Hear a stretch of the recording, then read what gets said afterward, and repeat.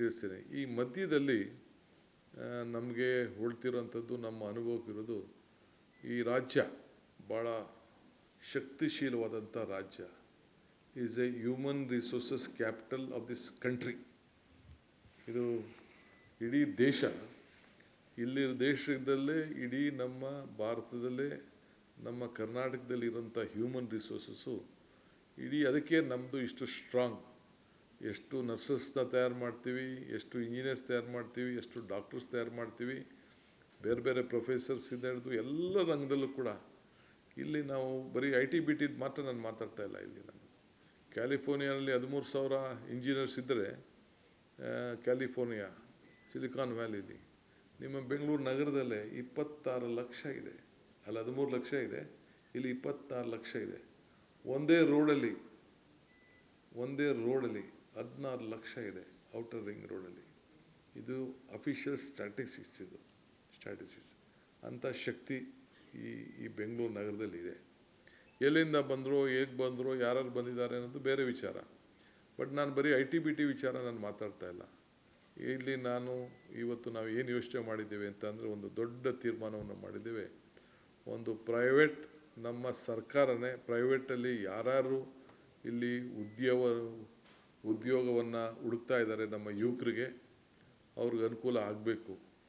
So ಅದಕ್ಕೆ ಹಿಂದೆ ಎಲ್ಲ ಗೌರ್ಮೆಂಟಲ್ಲಿ ಒಂದು ಎಂಪ್ಲಾಯ್ಮೆಂಟ್ ಎಕ್ಸ್ಚೇಂಜ್ ಅಂತಿತ್ತು. ಮುಂದಕ್ಕೆ ಪ್ರೈವೇಟ್ ಎಂಪ್ಲಾಯ್ಮೆಂಟ್ ಎಕ್ಸ್ಚೇಂಜ್.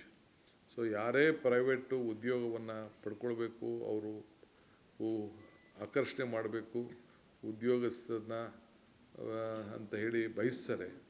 ಸೊ ಅವರಿಗೆಲ್ಲ ಕೂಡ ಅವರು ನಮ್ಮಲ್ಲಿ ಎನ್ರೋಲ್ ಮಾಡಿ, ಯಾವುದಾದ್ರು ಒಂದು ಹಾಸ್ಪಿಟ್ಲ್ ಇರ್ಬೋದು, ಒಂದು ಹೋಟ್ಲ್ ಇರ್ಬೋದು, ಒಂದು ಬೇರೆ ಯಾವುದೇ ಇರ್ಬೋದು, ಯಾವುದೇ ರಂಗ ಇರ್ಬೋದು, ಇದು ಬರೀ IT-BT ಒಂದೇ ಅಲ್ಲ, ಎಲ್ಲರೂ ಕೂಡ ಇಲ್ಲಿ ಅವ್ರದ್ದು ಎಷ್ಟು ಎಂಪ್ಲಾಯ್ಮೆಂಟ್ ಬೇಕು ಅನ್ನೋದು ರಿಜಿಸ್ಟರ್ ಮಾಡ್ಕೊಳ್ಬೇಕು. ವಿದ್ಯಾರ್ಥಿಗಳು ಒಂದು ಫೆಸಿಲಿಟಿ ಸೆಂಟರ್, ಅವ್ರಿಗೆ ಏನು ಬೇಕು, ಆ ಒಂದು ಕಂಪ್ನಿಗೆ, ಆ ಸಂಸ್ಥೆಗೆ ಯಾವ ರೀತಿ ಉದ್ಯೋಗ ಬೇಕು ಅನ್ನೋದನ್ನು ತಕ್ಕಂತೆ ಟ್ರೈನಿಂಗ್ ಕೂಡ ನಾವೇ ಮಾಡಿ, ನಾವೇ ಆ ಹುಡುಗರುಗಳನ್ನ ತಯಾರು ಮಾಡಿ, ಅದಕ್ಕೆ ತಕ್ಕಂಥ, ಈಗ ನಿಮ್ಮ ಮೀಡಿಯಾಗೆ ಯಾರಿಗಾರು ಬೇಕು ಅಂತಂದರೆ, ನಿಮ್ಮ ಮೀಡಿಯಾಗೆ ಯಾವ ರೀತಿ ಬೇಕು ಅನ್ನೋದನ್ನ, ನಿಮ್ಮ ಮೀಡಿಯಾಗೆ ಏನು ಬೇಕು ಅಂತೇಳಿ ಕೂಡ ಟ್ರೈನಿಂಗ್ ಮಾಡಿ, ಅಲ್ಲಿಂದನೇ ಅವ್ರಿಗೆ ಆಯ್ಕೆ ಮಾಡಿಕೊಂಡು, ನಾವು will not force them, will learn free. But ಅದರಲ್ಲಿ ಕರ್ನಾಟಕ ರಾಜ್ಯದವ್ರಿಗೆ ಹೆಚ್ಚಿಗೆ ಪಾಲನ್ನು ಕೊಡಬೇಕಾಗ್ತದೆ. ನಮ್ಮ ಕರ್ನಾಟಕ ಕನ್ನಡಿಗರಿಗೆ ಮೆಜಾರಿಟಿ, ಅದನ್ನು ಎಷ್ಟು ಪರ್ಸೆಂಟು, ಏನು ಪರ್ಸೆಂಟ್ ಅಂತೇಳಿ ಸ್ವಲ್ಪ ನಮ್ಮ ಸಂಸ್ಥೆಯವ್ರನ್ನೂ ಕೂಡ ನಾವು ಕರೆಸಿ, ನಮ್ಮ ಯಾರ್ಯಾರು ನಮ್ಮ FKCC ಅವ್ರು ಇರ್ಬೋದು, ಬೇರೆ ನಮ್ಮ ಎಲ್ಲ ರಂಗದಲ್ಲಿರ್ಬೋದು, ಮೆಡಿಕಲ್ ಇರ್ಬೋದು, ಕಾಲೇಜಸ್ ಇರ್ಬೋದು, ಎಲ್ಲರೂ ಕೂಡ ಕರೆಸಿ ಅವ್ರನ್ನೂ ಕೂಡ ವಿಶ್ವಾಸಕ್ಕೆ ತೆಗೆದುಕೊಂಡು, ನಮಗೆ ನೀವು ಫೋರ್ಸ್ ಮಾಡ್ತಾಯಿದ್ದೀರಿ, ಅಲ್ಲಿ ಟೆಕ್ನಿಷಿಯನ್ ಸಿಗಲ್ಲ, ಹೊರಗಡೆಯಿಂದ ಬರ್ತಾಯಿದ್ದಾರೆ, ಇವೆಲ್ಲ ಕೂಡ ಬರ್ತದೆ. ಸೊ ಅವ್ರನ್ನೂ ಕೂಡ ವಿಶ್ವಾಸಕ್ಕೆ ತೆಗೆದುಕೊಂಡು ನಾವು ಆ ಪರ್ಸೆಂಟೇಜ್ನ ನಾವು ಫಿಕ್ಸ್ ಮಾಡ್ತೇವೆ. But the government is committed. ಈ ರಾಜ್ಯದ ಜನತೆಯ, ನಮ್ಮ ಯುವಕರು, ವಿದ್ಯಾರ್ಥಿಗಳು, ನಿರುದ್ಯೋಗಿಗಳಿಗೆ ಈ ಉದ್ಯೋಗದ ಸಮಸ್ಯೆ ಬಗೆಹರಿಸಬೇಕು. ಇಲ್ಲೂ ಕೂಡ ಉತ್ತಮವಾದಂಥ ಯುವಕರು, ಯಾರಿಗೂ ಏನು ಕಡಿಮೆ ಏನಿಲ್ಲ. ಬೇಕಾದ್ರೆ ಯಾವ ಇಂಟರ್ನ್ಯಾಷನಲ್ ಮಾರ್ಕೆಟಲ್ಲೂ ಕೂಡ, ಯಾವುದೇ ದೇಶಕ್ಕೂ ಕೂಡ ಬೇಕಾದರೆ ಇಲ್ಲಿಂದ ಕೂಡ ಆಯ್ಕೆ ಮಾಡ್ಕೊಳ್ಳೋಂಥ ಒಂದು ಅವಕಾಶವನ್ನು ನಾವು ಅವ್ರಿಗೆ ಮಾಡಿಕೊಡ್ಬೇಕು ಅನ್ನೋದು ಇವತ್ತು ನಾವು ತೀರ್ಮಾನ ಮಾಡಿದ್ದೇವೆ. ಸೊ ಅದಕ್ಕೆ 60 ಡೇಸ್, ಇದು ಒಂದು ತಿಂಗಳ ಒಳಗಡೆ, 60 ದಿನ ಬೇಡ, ಒಂದು ತಿಂಗಳು ಸಾಕು, ಒಂದು ತಿಂಗಳ ಒಳಗಡೆ ಒಂದು 3 ಜನ ನಮ್ಮ ಕ್ಯಾಬಿನೆಟ್ ಕೊಲೀಗ್ಸ್ಗೆ ನಾನು ಹೇಳಿದ್ದೇನೆ. ಅದ್ರ ಬಗ್ಗೆ ಕಂಪ್ಲೀಟ್ ಎಲ್ಲ ಮಾತಾಡಿ ಒಂದು ಇದನ್ನು ಮಾಡಬೇಕು ಅಂತೇಳಿ ಹೇಳಿದ್ದೇನೆ. ಸೊ ಒಂದು ತಿಂಗಳಷ್ಟೊತ್ತಿಗೆ ನಿಮಗೆ ನಾನು ಅದ್ರ ಡೀಟೇಲ್ನ ಯಾವ ರೀತಿ ಇರ್ತದೆ ಅಂತ ರಿಪೋರ್ಟ್ ಕೊಡ್ತಾರೆ. ಸೊ ಎಲ್ಲ ಮಧ್ಯೆ ಎಲ್ಲ ಇಂಡಸ್ಟ್ರಿಯಲ್ ಕ್ಯಾಪಿಟಲ್ಸ್ ಹತ್ರನೂ ಮಾತಾಡ್ತಾರೆ, ಆಲ್ ಬಿಸ್ನೆಸ್ ಕಮಿಟೀಸ್ ಅವ್ರತ್ತೆಲ್ಲ ಮಾತಾಡ್ತಾರೆ. ಮಾತಾಡ್ಬಿಟ್ಟು ನಾವು ಕೂಡ ಯಾವ ರೀತಿ ಮಾಡಬೇಕು, ನಾವು ಯಾವ ರೀತಿ ಪೋರ್ಟಲ್ನ ಮಾಡಬೇಕು, ಎವ್ರಿಥಿಂಗ್ ವಿಲ್ ಬಿ ಆನ್ಲೈನ್. ಇಲ್ಲಿ ಯಾವ ಇನ್ಫ್ಲುಯೆನ್ಸು ಇಲ್ಲ, ಏನಿಲ್ಲ. ನಾವು ಏನು ಬೇಕು ಅವರು ಕೇಳ್ತಾರೆ, ನಮ್ಮ ಹತ್ರ ಏನು ಲಾಟ್ ಇದೆ, ನಮ್ಮ ಹತ್ರ ಎಷ್ಟು ಯುವಕರಿದ್ದಾರೆ, ಎಷ್ಟು ಜನ, ಎಲ್ಲ ಕೂಡ ಅವರು ರಿಜಿಸ್ಟರ್ ಮಾಡ್ಕೊಳ್ಬೋದು. ಆ ಕ್ವಾಲಿಫಿಕೇಷನ್ ಪ್ರಕಾರ ಅದನ್ನು ಮಾಡೋ ರೀತಿಯಲ್ಲಿ ಒಂದು ಫೆಸಿಲಿಟೇಷನ್ ಸೆಂಟರ್ ಟೈಪು ಇದನ್ನು ಮಾಡಬೇಕು ಅಂತೇಳಿ ನಾವು ತೀರ್ಮಾನವನ್ನು ನಾವು ಮಾಡಿದ್ದೇವೆ. ಇದು ಮೂರನೇದು ಭಾಳ ಪ್ರಮುಖವಾದಂಥ ನನ್ನ ಕನಸಿನ ಒಂದು ಚಿಂತನೆ. 25 ವರ್ಷದಿಂದನೇ ಇದು ಭಾಳ ದೊಡ್ಡ ಆಲೋಚನೆ ಮಾಡಿದ್ದೆ. ತಮಗೂ ಕೆಲವರಿಗೆಲ್ಲ ಗೊತ್ತಿರಬೇಕು. ಈಗ ಒಂದು 10,000 ಭಾರತ್ ಜೋಡೋ ಯುವಕ ಸಂಘಗಳನ್ನು ರಚನೆ ಮಾಡಬೇಕು ಅಂತೇಳಿ ತೀರ್ಮಾನವನ್ನು ಮಾಡಿದ್ದೇವೆ. ಪ್ರತಿ ಪಂಚಾಯತಿಗೂ ಒಂದೊಂದು ಯುವಕ ಸಂಘ. ಆ ಯುವಕ ಸಂಘದಲ್ಲಿ ಕನಿಷ್ಠ ಒಂದು 150ರಿಂದ 200 ಜನ ಇರ್ತಾರೆ. ಒಂದು ಪಂಚಾಯತಿ ಒಂದು ಸಂಘ. ಮಿಕ್ಕಿದ್ದು ಅರ್ಬನ್ನಲ್ಲಿ ಸುಮಾರು 6,000 ಪಂಚಾಯತಿ ಇದೆ. ಒಂದು 4,000 ಅರ್ಬನ್ಗಳಲ್ಲಿ ವಾರ್ಡ್ಗಳಲ್ಲಿ ಇದನ್ನು ಸಂಘ.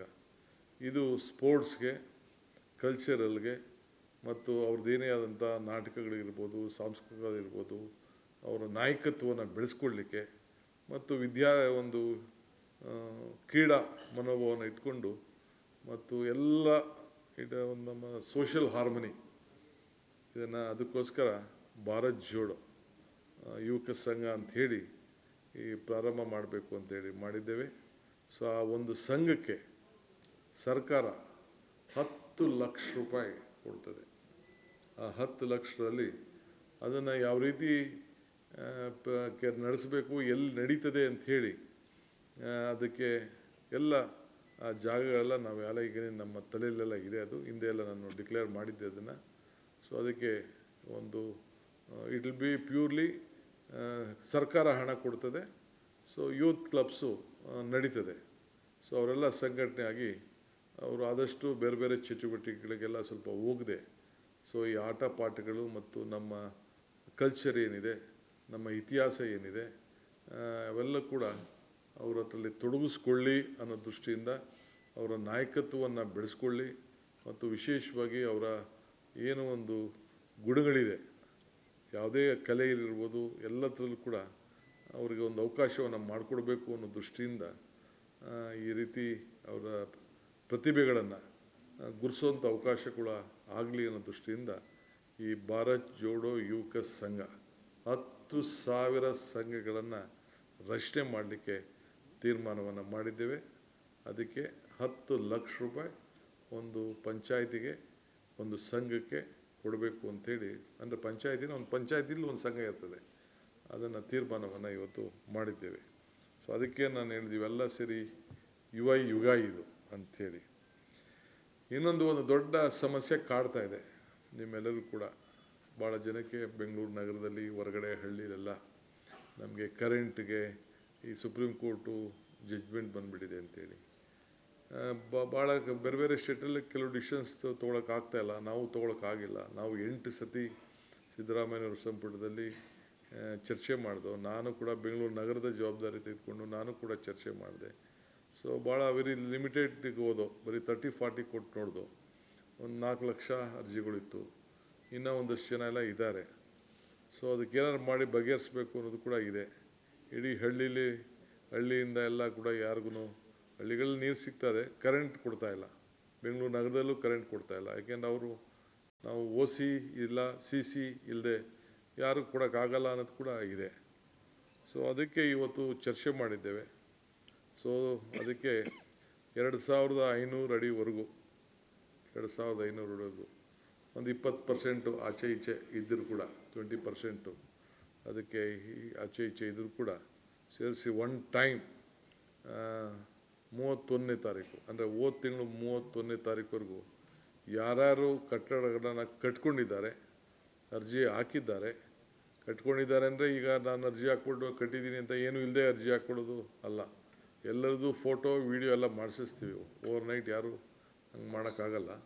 So they have to apply with a proper photograph, videograph, ಅದೆಲ್ಲ ನಮ್ಮ ಲೋಕಲ್ ಬಾಡೀಸ್ಗೆ ಅದಕ್ಕೆಲ್ಲ ನಾವು ತಿಳಿಸ್ತೇವೆ. ಈ ಗ್ರಾಮ ಪಂಚಾಯತಿ ಇರ್ಬೋದು, ಮುನ್ಸಿಪಾಲ್ಟಿ ಇರ್ಬೋದು, ಕಾರ್ಪೊರೇಷನ್ ಇರ್ಬೋದು, GBA ಇರ್ಬೋದು, ಎಲ್ಲೇ ಆಗಲಿ. ಸೊ ಅದಕ್ಕೆ ಒಂದು ಅವಕಾಶವನ್ನು ಮಾಡಿಕೊಡ್ಬೇಕು ಅಂಥೇಳಿ ನಾವು ತೀರ್ಮಾನವನ್ನು ಮಾಡಿದ್ವಿ. ಯಾಕೆಂದರೆ ನೀರು ಕೊಡಬೇಕಾದ್ದು ನಮ್ಮ ಡ್ಯೂಟಿ. ಎಲೆಕ್ಟ್ರಿಸಿಟಿ ಕೆಲವೆಲ್ಲ ಟೆಂಪ್ರರಿ ಕಲೆಕ್ಷನ್ಸ್ ತೆಗೆದುಕೊಂಡಿದ್ದಾರೆ. ಆ ದೃಷ್ಟಿಯಿಂದ ಅದನ್ನೆಲ್ಲ ಯಾವ ರೀತಿ ಒಂದು ಸರ್ಕಾರದ ಮಟ್ಟದಿಂದ ಇವತ್ತು ಅವ್ರಿಗೊಂದು ರಿಲೀಫ್ ಕೊಡಬೇಕು ಅಂತ ತೀರ್ಮಾನ ಮಾಡಿದ್ದೇವೆ. ಇದಲ್ಲದೆ B2 ಏಕಾತ ಅದು ಒಂದು ದೊಡ್ಡ ಸಮಸ್ಯೆ. ಬೆಂಗಳೂರು ನಗರದಲ್ಲಿ ಒಂದು ದೊಡ್ಡ ಆಂದೋಲನ ಟೈಪ್ ನಡೆಸ್ತಾ ಇದ್ದೀನಿ. ಇನ್ನು ಇದೇ ಟೈಮು. ಇದು ಇಡೀ ರಾಜ್ಯಕ್ಕೆ ವಿಸ್ತರಿಸಬೇಕು ಅಂತ ತೀರ್ಮಾನ ಮಾಡಿದ್ದೇವೆ. ಪಂಚಾಯತಿ ಇರ್ಬೋದು, ಮುನ್ಸಿಪಾಲ್ಟಿ ಇರ್ಬೋದು, ಕಾರ್ಪೊರೇಷನ್ ಇರ್ಬೋದು, ಇಡೀ ರಾಜ್ಯಕ್ಕೆ. ಸೊ ಎಲ್ಲ all are eligible properties rural and herbal ಅವರೆಲ್ಲರೂ ಕೂಡ ಅದನ್ನು ಮಾಡ್ಕೊಳ್ಳಿಕ್ಕೆ ಒಂದು ಅವಕಾಶನ ಮಾಡಿ ಅವರ ದಾಖಲೆಗಳನ್ನು, ಯಾಕೆಂದರೆ ನಮ್ಮದು ಭೂ ಗ್ಯಾರಂಟಿ 6ನೇ ಗ್ಯಾರಂಟಿ.